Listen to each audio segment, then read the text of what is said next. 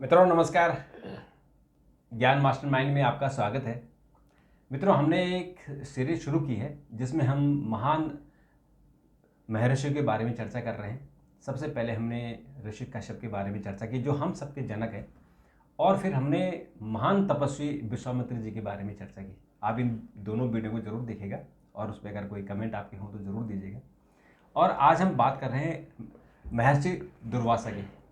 दुर्वासा जी के बारे में आपके मन में जरूर ख्याल आ रहा होगा और कल्पना आपके यहाँ कौंध रही होगी कि उनके क्रोध से भगवान भी डरते थे। यानी शिव जी भी अपने जो उनका जहाँ बैठते थे, जो उनका मंच था, वहाँ से चले जाते थे कि दुर्वासा जी पता नहीं क्या कर दे। तो ऐसे ऋषि का क्या महत्व है इस ब्रह्मांड में, इस धरती पर, और भगवानों के साथ उनका क्या संबंध रहा है, उस पर हम चर्चा करेंगे। हमारे विशेषज्ञ शोधार्थी डॉक्टर प्रतीक मिश्र।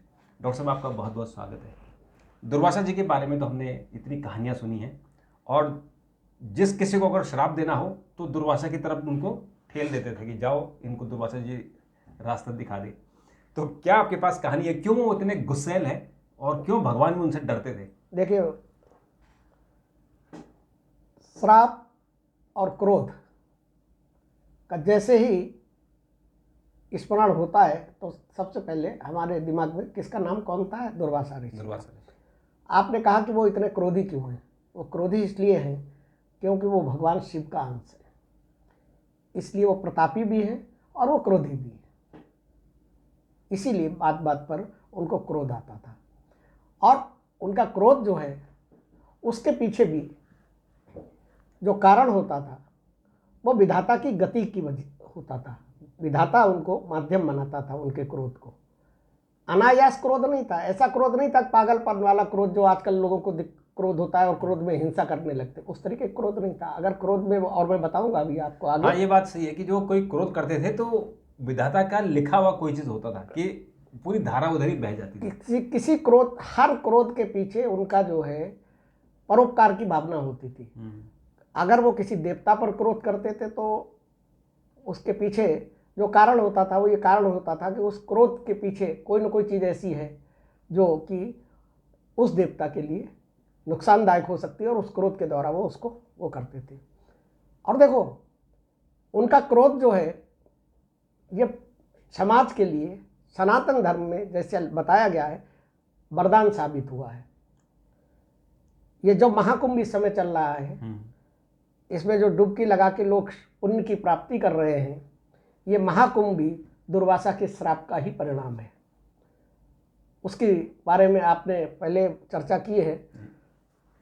ये अगर दुर्वासा ऋषि का क्रोध नहीं होता और श्राप नहीं दिया होता उन्होंने इंद्र को, तो ना तो समुद्र मंथन होता और ना ही ये महाकुंभ का आयोजन होता, जिसमें कि आज दुनिया भर के करोड़ों लोग जो है डुबकी लगाकर अपने को पवित्र कर रहे हैं। तो ये क्रोध उनका नकारात्मक नहीं, सकारात्मक दृष्टि से देखिए तो सकारात्मक पहलू से उनका क्रोध जो है वो भलाई के लिए था, परोपकार के लिए था, और इस प्रकृति के परोपकार के लिए था। अब मैं इनका परिचय बताता हूँ। दुर्वासा ऋषि, मैंने बताया आपको, शिव के अंश माने जाते हैं। अत्रि मुनि, वो भी हमारे सप्त ऋषियों में हैं। अत्रि मुनि और माता अनसुईया के गर्भ से महर्षि दुर्वासा का जन्म हुआ था। कठोर तपस्या, दिव्य ज्ञान, इन सब के लिए इनको जाना जाता है। इनके शिष्यों में बहुत से शिष्य हुए, लेकिन जो विशेष वर्णन मिलता है वो वर्णन ये है कि महाभारत के समय में कौरव और पांडव दोनों ही इनके शिष्यों में हुआ करते थे। अलौकिक शक्तियां उन्होंने अर्जित की थी अपनी कठिन तपस्या से। बहुत हठी थे, जिसे कहते हैं ना हठ योग, बहुत जिद्दी स्वभाव के थे, और उसी जिद और उसी हठ और उसी लगन से और उसी तप से उन्होंने तमाम अलौकिक शक्तियों को प्राप्त किया था। जिस तरीके से वो श्राप देने के लिए विख्यात है, उसी तरीके से वो वरदान देने के लिए भी विख्यात थे। कुंती को उन्होंने वो मंत्र दिया था जिसकी वजह से अर्जुन का जन्म हुआ था। उन्होंने सूर्य के आवाहन का मंत्र कुंती को दिया था कि आप इसका आवाहन कीजिए और आपको जो है वो। अर्जुन जैसा महारथी आपके गर्भ से पैदा होगा। कर्ण का जन्म भी उसी मंत्र के द्वारा हुआ था। तो जिस तरीके से वो श्राप देने के लिए प्रसिद्ध थे, उसी तरीके से वो वरदान देने के लिए थे। दुर्वासा ऋषि त्रिकालदर्शी थे, भगवान शिव का अंश थे, और इसके अलावा उन्होंने खुद कठिन तपस्या की थी। मतलब तीनों काल, भूत, वर्तमान, भविष्य को वो जो है देख लेते थे, और जो आने वाली घटनाएं होती थी उन घटनाओं के बारे में बता देते थे। बताने के अलावा जो अभी मैंने पहले आपको बताया, वो अपने श्राप या क्रोध के द्वारा उन चीज़ों का इंडिकेशन देते थे। देवताओं को भी देते थे, राजाओं को भी देते थे। उनके अंदर एक और अलौकिक शक्ति थी कि वो अदृश्य होने की शक्ति रखते थे, अपनी इच्छा अनुसार अदृश्य हो जाते थे। आज के विज्ञान में इसको आप कहें माने तो इसको टेलीपोर्टेशन से जोड़ा जा सकता है, जिसमें कि शरीर ऊर्जा में परिवर्तित हो जाता है। तो वो अपने शरीर को ऊर्जा में परिवर्तित करके और कहीं भी अदृश्य होकर कहीं भी जा सकते थे, कहीं भी आ सकते थे। दूसरे, हालांकि सप्तऋषि थे, इसलिए जाहिर सी बात है कि लंबी आयु के स्वामी रहे, और उसके अलावा उनको 8 सिद्धियों का ज्ञान प्राप्त था, जो हनुमान जी को था। अष्ट सिद्ध नवनिधि के दाता, असवर दीन जानकी माता। तो महर्षि दुर्वासा को भी जो है 8 सिद्धियों को उनको ज्ञान था, और इसीलिए वो कहीं भी अपना आकार बदल सकते थे, कितनी भी ऊंचाई पे जा सकते थे, कितनी भी वेग से जो है, पवन के वेग से भी तेज वेग से जो है वो कहीं चलाए मानते, कहीं भी जा सकते थे। तब इस स्तर पर उनका तब था कि वो जब चाहें तब बारिश करवा सकते थे, और जब चाहें तब अकाल वगैरह। कई जगह पुराणों में और ग्रंथों में हमारे ये उल्लेख किया गया है कि कई जगह जहाँ अकाल पड़ा तो उस अकाल को उन्होंने खत्म कर दिया। अब देखिए, इनके साथ इनके चूंकि दुर्वासा ऋषि का नाम लेते ही सबसे पहले श्राप और क्रोध की बात आती है, तो उससे जुड़े हुए रोचक प्रसंग आपको बताता हूँ। कुंती वाला मैंने बता ही दिया कि उन्होंने वो मंत्र दिया जिससे उन्होंने दिव्य पुत्रों की प्राप्ति की। भगवान, और ऐसे देखिए कोई देवता नहीं बचा था जिसको दुर्वासा जी के श्राप का बिल्कुल शिकार नहीं होना पड़ा हो, कोई नहीं बचा, क्रोध का शिकार नहीं पड़ा हो। इवन आप ये समझिए कि भगवान विष्णु तक पर उन्होंने क्रोध किया। भगवान विष्णु पे किया उन्होंने। भगवान शिव को तो, जो भगवान शिव की जो शादी हुई और जो उनका श्रृंगार हुआ, उनके श्राप से हुआ। हाँ। ये तो शिव कहाँ श्रृंगार करने वाले थे। अब देखिए, द्वापर में इनसे जुड़ा हुआ एक किस्सा है कि एक बार दुर्वासा ऋषि भगवान श्री कृष्ण के पास पहुंचे और श्री कृष्ण से कहा कि आप जो है हमारे लिए खीर बनाइए। अब उनको खीर बनानी तो आती नहीं थी रुक्मणी को। हाँ। तो वो ऐसे वैसे खीर बन रही थी, तो राधा जी ने इशारे से वो खीर बनवाई। तो उनको, दुर्वासा ऋषि को ये गुस्सा आ गई कि मैंने तो कहा था कि रुक्मणी बनाएंगी, और ये जो कैसे किया, ये जो राधा जी बनवा रही इशारा कर करके। तो उन्होंने कहा कि इस खीर को ये खीर तुमने नहीं बनाई है। अब भगवान श्री कृष्ण उसका मंतव्य समझ नहीं पाए, और हालांकि समझ गए होंगे, प्रभु थे, तीनों लोकों के स्वामी थे। तो उन्होंने कहा ठीक है। तो उन्होंने आधी खीर खुद खा ली और आधी रुक्मणी को खिला दी। अब इस पर जो है महर्षि दुर्वासा क्रोधित हो गए, एक तो खीर बनाई नहीं और दूसरे हमको खिलाई भी नहीं, आधी खुद खा ली, आधी खुद खा ली। इस पर इतना क्रोधित हुए कि उन्होंने भगवान श्री कृष्ण को शाप दे दिया कि उनका वंश जो है उसका नष्ट हो जाएगा, यदुवंश का नाश हो जाएगा। यदुवंश का नाश हो जाएगा।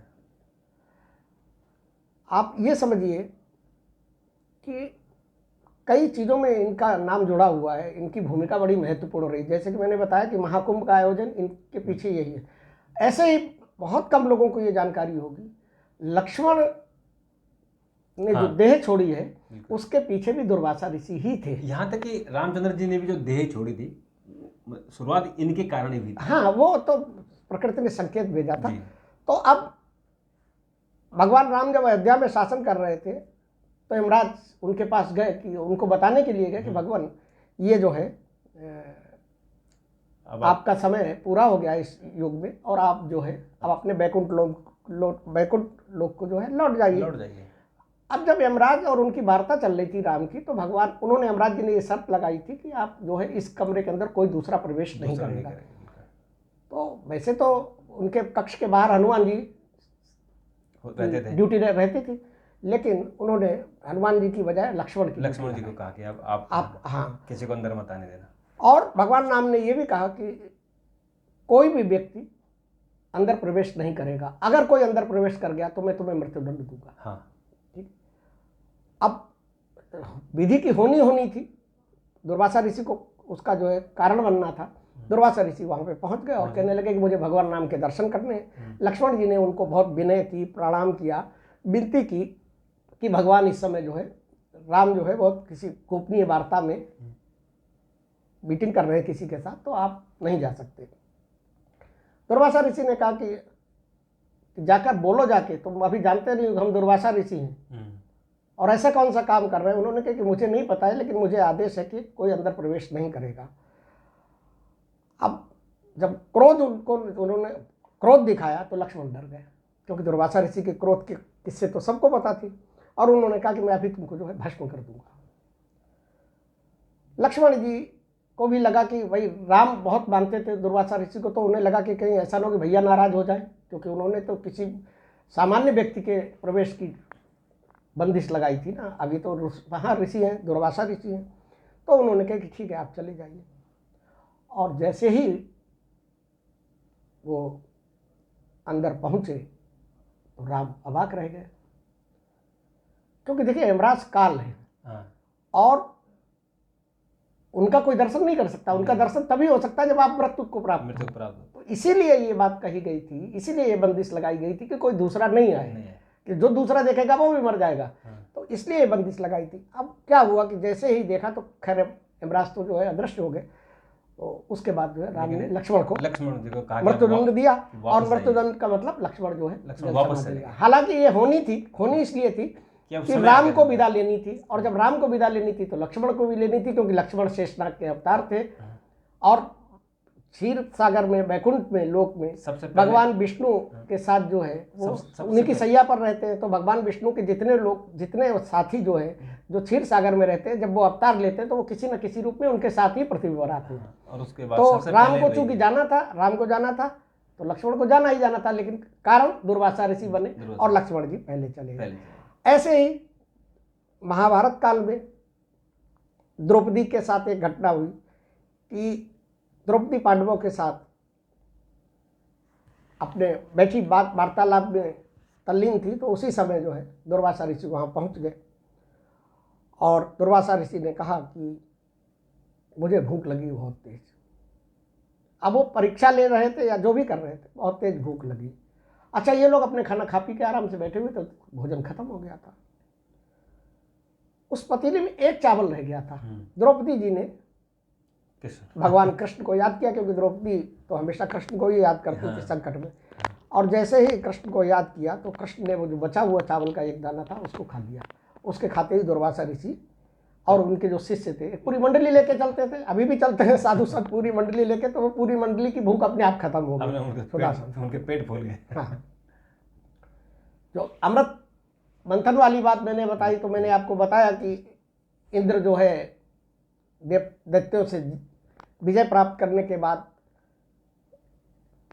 अपना मस्त होकर स्वर्गलोक में अप्सराओं के नृत्य और गंधर्वों का गान सुनने में व्यस्त थे। और उसकी वजह से जो है जो नवग्रह होते हैं, जिनकी की मीटिंग होती है समय समय पर प्रकृति के संतुलन के लिए, जैसे अपने यहाँ होती है कैबिनेट की मीटिंग, हाँ, तो वैसी जो मीटिंग होती तो वो मीटिंग करना भी सब भूल गए थे। तो समस्या ये हुई कि कैसे इनको सुधारा जाए, तो दुर्वासा ऋषि को भेजा गया और दुर्वासा ऋषि इंद्र की सभा में पहुंचने के बाद उन्होंने वहाँ पर जो है देखा कि राजप्रसाद में इंद्र सभा में जो है इंद्र अपने मस्त मग्न घूम रहे हैं, उनको कोई चिंता नहीं। और वहाँ पर उन्होंने उनका अपमान भी किया दुर्वासा ऋषि का, क्योंकि वो दुर्वासा ऋषि ने उनको जो भगवान शंकर ने उन्हें माला दी थी, वो माला उनको भेंट की, वो उन्होंने ऐरावत की तरफ फेंक दी और ऐरावत ने उसे पैरों से कुचल दिया। वहीं से उन्होंने कहा कि तुम लक्ष्मी विहीन हो जाओगे और जिस मद में चूर हो, ये तुम्हारा अहंकार टूट जाएगा और फिर से तुम राजा से रंक बन जाओगे। उनके इतना कहने के बाद लक्ष्मी जी क्षीर सागर में वापस चली गई, और क्षीर सागर में वापस जाने के बाद इनका चूंकि दैत्यों को मौका मिल गया, इनके सारे श्री यश जो भी इनका प्रताप था सब नष्ट हो गया। उसी के बाद जो है फिर वो समुद्र का मंथन हुआ और समुद्र मंथन के बाद उससे अमृत निकला और अमृत से आपका ये जो है छलका और छलकने के बाद ये कुंभ हुआ। एक और था किस्सा, बहुत बड़ा था कि महर्षि ये क्या नाम, एक राजा, बहुत बड़े प्रतापी राजा हुए, अम्बरीश, राजा अम्बरीश, बड़ा उनका उल्लेख है पुराणों में, ग्रंथों में। वो भगवान विष्णु के परम भक्त थे और हर एकादशी को वो अपना उपवास रखते थे। अब एक बार क्या हुआ कि महर्षि दुर्वासा उनके राजमहल में पहुंच गए। पहुंचने के बाद उन्होंने कहा कि क्या राजन आज व्रत है? तो उन्होंने कहा हाँ व्रत है। तो बोले मैं अभी लौट कर आता हूँ, और दुर्वासा ऋषि महल से बाहर निकल गए।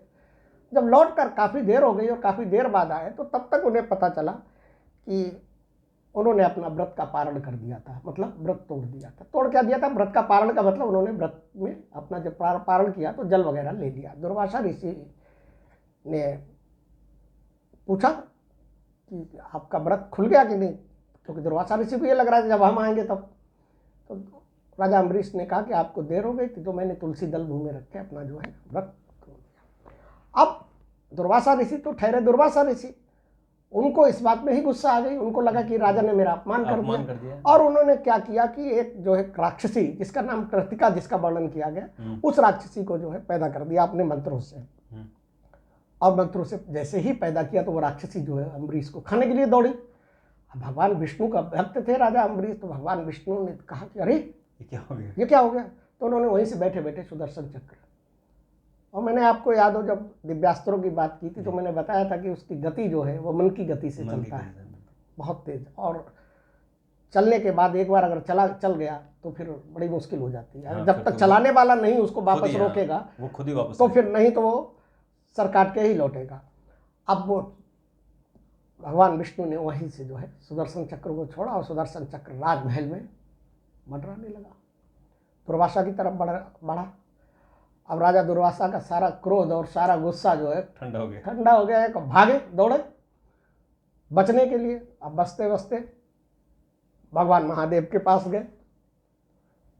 महादेव ने कहा कि मेरे पास इसका कोई उपाय नहीं। हाँ मुनिवर, इसका मेरे पास कोई उपाय नहीं है, क्योंकि आपने बड़ा जघन्य अपराध कर दिया। आपने भगवान विष्णु के परम भक्त को जो है छेड़ दिया। अब तो उन्होंने कि अब क्या करें? तो क्योंकि उनके तो इष्ट वही महादेव थे, तो महादेव ने उनको तुरंत सलाह दी। बोले कि आप एक काम करो, विष्णु भगवान के चरणों में जाओ, वापस जाओ। अब ये सब विष्णु भगवान के चरणों में पहुंचे। अब विष्णु भगवान के चरणों में पहुंचे तो विष्णु भगवान ने कहा कि देखिए, क्योंकि भगवान जो है भक्त के वश में होते हैं, भगवान का अपना मान अपमान कुछ नहीं होता, उनका सब कुछ भक्त के ऊपर निर्भर करता। तो उन्होंने कहा कि नहीं, आपने राजा अम्बरीश का अपमान किया है, क्षमा तो आपको वहीं से मिलेगी। और तभी ये सुदर्शन चक्र आपका पीछा छोड़ेगा। और राजन देर मत, अब महर्षि देर मत कीजिए, तुरंत पहुंचिए। अब दुर्वासा भागे भागे राजा अम्बरीश के पास आए और राजा अम्बरीश से उन्होंने क्षमा मांगी, और क्षमा मांगने के बाद सुदर्शन चक्र वापस चला गया। तो ऐसे ही इन्होंने रुक्मणी को एक बार और किया कि भगवान कृष्ण की और रुक्मणी की कई बार परीक्षा ली इन्होंने।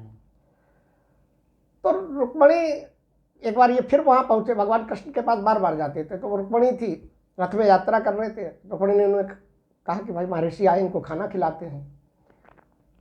अब रुक्मणी उनको भोजन परसने लगी देव ऋषि को कि इनको खाना करें, और जल लेके आई। तो वो जल जो था वो जल्दी झाड़बड़ी में लाई तो वो इनके शरीर पे गिर गया।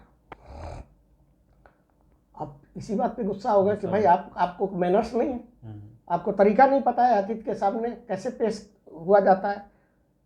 इतनी भी हड़बड़ी क्या थी। और वो तो बेचारी डर रही थी, रुक्मणी को ये डर लग रहा था कि अगर जरा सी देर हो गई तो इसी में नाराज हो जाएंगे। तो क्षण में नाराज होते थे ना, तो जल्दी जल्दी में पानी गिर गया उनके शरीर पे। तो बोले उस पर नाराज हो गए और उनको श्राप दे दिया कि तुम जो है श्री कृष्ण से अलग हो जाओगी। और यही प्रसंग मिलता है महाभारत में कि अंतिम समय में रुक्मणी जो है राधा श्री कृष्ण से अलग हो गई। अब देखिए, ये तो इनकी अलौकिक शक्तियाँ थी, इनके साथ जुड़े हुए जो रोचक प्रसंग थे दुर्वासा ऋषि के साथ, ये मैंने आपको बताया। अब अगर आप ये देखें कि अगर आज के साइंस के हिसाब से, विज्ञान के हिसाब से देखें, जो कि हम लोग कोशिश करते हैं उससे कोरिलेट करने की, और ये समझने की कोशिश करते हैं कि क्या जो विज्ञान आज है उससे पहले हमारा वैदिक साइंस क्या इससे ज़्यादा उन्नत था और क्या क्या टेक्निक थी। तो चूँकि उस समय जो तकनीकें थी या जो खोज थी ये हमारे ऋषियों ने ही की थी प्राचीन। तो महर्षि दुर्वासा के पास एक तो अगर आप देखें तो महर्षि दुर्वासा जो है मनोविज्ञान, बायोकेमिस्ट्री, न्यूरोसाइंस, क्वांटम फिजिक्स जैसी जो आज की अवधारणाएं हैं तो उनकी जो घटनाएं थी वो उनसे मेल खाती हैं जी। अब देखिए जो श्राप और वर्धा देते थे वो तुरंत प्रभावी हो जाता था। आज साइकोलॉजी में, आज मनोविज्ञान में इसको प्लेसिबो और नोसिबो का प्रिंसिपल बोला जाता है और ये मोटिवेशन भी कहा जाता है। हाँ। है? और इसको मतलब आप जैसा मन में सोचें, अगर ये बात बिल्कुल सच है, और साइंस और हमारे मनोविज्ञान जैसे आपने कहा इसको प्रूफ किया है कि आप क्या सोचते हैं, जैसा आप सोचते हैं वैसा आपको मिलता है। वो आज तो बड़े बड़े जो मोटिवेशन स्पीकर हैं वो तो लोगों को यही शिक्षा दे रहे हैं। अब देखिए कि दुर्वासा ऋषि के पास एक अलौकिक शक्ति थी कि वो अपने मस्तिष्क को स्वयं तेजी के साथ बदल लेते थे, अपनी ऊर्जा को संग्रहित कर लेते थे। अब अगर इसी से उनके पास अलौकिक शक्तियाँ थी। अब अगर आप इसको आधुनिक विज्ञान से जोड़ते हैं तो आज न्यूरोप्लास्टिसिटी का, जिसमें मस्तिष्क का अपना आप बदलाव किया जा सकता है, बायो एनर्जी स्टोरेज का, शरीर में ऊर्जा कैसे एकत्रित की जा सकती है, तो ये सिद्धांत उनसे मेल खाते। अब मैंने आपको बताया कि महर्षि दुर्वासा के साथ सबसे बड़ी एक जो उनके पास एक जो और अलौकिक शक्ति थी कि वो एक ही जगह पर बैठे बैठे बहुत दूर की घटनाओं को जान लेते थे। मतलब कई लोग की घटनाओं को जान लेते थे। अगर वो पृथ्वी पर हैं तो पृथ्वी लोक पर विचरण कर रहे हैं तो वो इंद्रलोक के बारे में समझ देख लेते थे कि वहाँ पर क्या हो रहा है।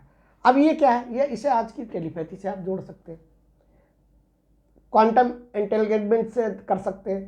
तो सारा खेल क्या है, सारा खेल है तरंगों का। मशीन के द्वारा तरंगे जा रही हैं, वो विज्ञान है। मस्तिष्क से आप योग से आप अपनी तरंगे भेज रहे हैं। अभी भी देखिए क्या है कि अभी भी तमाम ऋषि जो हैं वो अपनी चेतना तरंगों से असंभव से असंभव काम कर देते हैं। बिल्कुल, वो उनकी चेतना तरंगे है। वो चेतना तरंगे क्या है, वो ऊर्जा है। हाँ, हमारे पूरा जो मानव शरीर है ये ऊर्जा का ही तो केंद्र है। हाँ। जैसा आपने पिछले वीडियो में भी बताया था कि जो हमारे 7 चक्र हैं ये हमारे ऊर्जा के केंद्र हैं। अगर आपने इन 7 चक्रों को जागृत कर दिया तो आपके वश में सब कुछ हो जाता है, पर जो आप चाहें वो करें। अब देखिए हमारे ऋषि मुनि और हम लोग भी आजकल व्रत रखते हैं। अब व्रत क्या है, व्रत आज वैज्ञानिक भी ये चीज़ कहते हैं कि व्रत रखना बहुत अच्छा है, सप्ताह में एक दिन व्रत रखा जाना चाहिए। तो उस समय भी ये चीज़ों पता थी। अब इनके क्रोध के बारे में अगर आज के विज्ञान के साथ आप जोड़ना चाहते हैं तो आज भी विज्ञान में ये है कि एड्रेनालाइन और कार्टिसोल हार्मोन जो होता है तो जो गुस्सा आने लगती है, तो हो सकता है कि उस समय ये हार्मोन इनके ज़्यादा रहा हो, उससे इनको जो है गुस्सा और क्रोध जल्दी आता हो। बिल्कुल, ये तो आपने बहुत ज़बरदस्त चीज़ बताई महर्षि दुर्वासा जी के बारे में, क्योंकि दुर्वासा जी के बारे में आपने और ऋषियों के बारे में चाहे इतना ना सुना हो, लेकिन दुर्वासा ऋषि के बारे में जरूर, क्योंकि घर में भी जब लोग ताना देते हैं तो कहते हैं कि क्या दुर्वासा ऋषि है क्या, कि इतना गुस्सा अगर कोई कर रहा है तो ये कहता है कि जो है दुर्वासा ऋषि के कुछ इस पे अंश आया हुआ है। नहीं, गुस्सा होता है तब, या जब कोई किसी को भला बुरा कहने लगता है और कहता है कि तुम्हारा ऐसा हो जाएगा, तुम्हारा वैसा हो जाएगा, तो सामने वाला पलट के यही कहता है दुर्वासा ऋषि बन गए हो क्या। हाँ, दुर्वासा। तो दुर्वासा ऋषि को लोग जानते हैं, लेकिन इतनी डिटेल में जानते हैं ये आपने इस वीडियो में देख लिया है। और ज़रूर इस वीडियो को देखें, अपने जो नई पीढ़ी है उनको ज़रूर आप इसको भेजिए ताकि उनको पता लगे हमारे ऋषि मुनियों के बारे में, जिन्होंने इस धरती की, इस ब्रह्मांड की रचना की है, जिन्होंने जो भी इस धरती पर चल हैं, अचल हैं, जीव हैं, निर्जीव हैं, उनकी रचनाएं की हैं। तो आज का साइंस कुछ भी कहे, लेकिन इनकी जो कल्पना है, इनके जो जनक है वो हमारे ऋषि मुनि हैं। तो डॉक्टर साहब एक टिप्स हो जाए कि जो आप रोज़ देते हैं, छोटे मोटे जो हमारे लोगों की जो समस्याएं होती हैं उनका समाधान हो जाए। देखिए अब आज का जो वातावरण जिस तरीके का है और जिस तरीके की चीज़ें हो रही हैं उसमें क्या है कि आदमी का जो ऑरा है वो कमज़ोर हो रहा है, क्योंकि पूजा पाठ करता नहीं है, नियम विधान से रहता नहीं है, तो उसका ऑरा कमज़ोर हो रहा है। इसके चलते क्या होता है कि बार बार लोगों को नज़र लगती है। हाँ। नज़र उतारने के बहुत से तरीके हैं, बहुत से देसी तरीके हैं। हमारी बड़े बूढ़े जो हैं, बुजुर्ग लोग, उनको सबको पता थी और वो अपने तरीके से उतार देते थे। लेकिन मैं एक बहुत साधारण सा और आसान सा उपाय बताता हूँ, और वो उपाय है कि फिटकरी का एक छोटा टुकड़ा लीजिए। फिटकरी निगेटिव एनर्जी को दूर करता है। बेसिकली फिटकरी क्या है ना, जो अशुद्धि को दूर करता है। फिटकरी को किस में लाया जाता है? जल में, जल को शुद्ध करने के लिए लाया जाता है। तो अशुद्धि को दूर करने का मतलब ये है कि वो निगेटिविटी को दूर कर रहा है। तो फिटकरी का एक छोटा सा टुकड़ा लीजिए और जिस व्यक्ति को नज़र लगी उसके ऊपर 7 बार एंटी क्लॉकवाइज जो है, उतार दीजिए। एंटी क्लॉकवाइज अगर आप करेंगे तो नकारात्मकता खत्म होगी, निगेटिविटी खत्म होगी और उसकी नज़र उतर जाएगी। तो उसको क्या करना है फिर? घुमा के उसके बाद उसको बहते हुए पानी में बहा देना है। बहते हुए पानी में, एक टाइप में नल के नीचे रख के उसको बहा दो। अच्छा, कुछ लोग ऐसे भी नहीं, जलाया नहीं जाता। अच्छा, कुछ लोग जलाते भी हैं। जलाते हैं वो अलग चीज़ है, लेकिन इसको आपको यही करना है कि आप उसको बहते हुए पानी में, जलाने की जरूरत नहीं है उसको। आप फिटकरी का एक और भी फायदा है, अगर आपको थोड़ा आर्थिक संकटों से गुजरना पड़ रहा है, थोड़ी सी प्रॉब्लम आ रही हैं, तो मैं ये नहीं कह रहा हूँ कि चमत्कार हो जाएगा, चीज़ें थोड़ी सी अनुकूल हो जाएंगी। ऐसे में क्या है कि आप फिटकरी का एक छोटा सा टुकड़ा लाएं और उसे अपने घर की तिजोरी में रख दें, तो लक्ष्मी जी इससे जो है प्रसन्न होती हैं। दूसरे क्या है कि जिन लोगों के ऊपर कर्ज वगैरह होता है तो वो कर्ज उतरने में आसानी हो जाती है। फिटकरी को आप जो है घर के मुख्य द्वार पे लटका दीजिए, सबसे बढ़िया तरीका है। मैंने आपको बताया था पहले भी कि काले कपड़े में बांध के उसकी जो एक वो आती है 50 ग्राम 25 ग्राम की जो आती है, सारी टिकिया आती है, उस टिकिया को ले आइए, काले कपड़े में बांधिए और घर का जो मेन गेट है उस मेन गेट पे आप उसको टांग दीजिए। सारे जो बाहर से आने वाली नेगेटिव एनर्जी है उसको वो जो है खत्म कर देगा। तो ये फिटकरी के उपाय। तो हाँ, ये जरूर आप लोग अपने घर में इस्तेमाल कीजिएगा, क्योंकि ये सामान्य सी बात है कि नज़र लगना, क्योंकि कोई भी अगर किसी की प्रगति होती है तो चिढ़ता है, चाहे अपना परिवार के, अपने रिश्तेदारी क्यों ना हो, बहुत चिढ़ते हैं। तो ये उपाय आप जरूर कीजिए, किसी का बुरा करने के लिए नहीं, अपने ऊपर जो बलाएं हैं उनको दूर करने के लिए। और डॉक्टर साहब, आपने बहुत अच्छी आज बातें बताई हैं और मुझे लगता है कि ये हमारी सीरीज़ हमारे युवाओं के लिए बहुत काम आएगी। आपका बहुत बहुत धन्यवाद। और मित्रों, आपका भी बहुत बहुत धन्यवाद। आप हमारे वीडियो देख रहे हैं, पसंद कर रहे हैं। आप अगर अभी तक आपने सब्सक्राइब नहीं किया तो सब्सक्राइब जरूर कीजिए, अपने बच्चों को और युवा पीढ़ी को जरूर उसको शेयर कीजिएगा। आज के लिए इतना ही, कल एक और वीडियो के साथ आपके बीच हम उपस्थित होंगे। तब तक के लिए नमस्कार।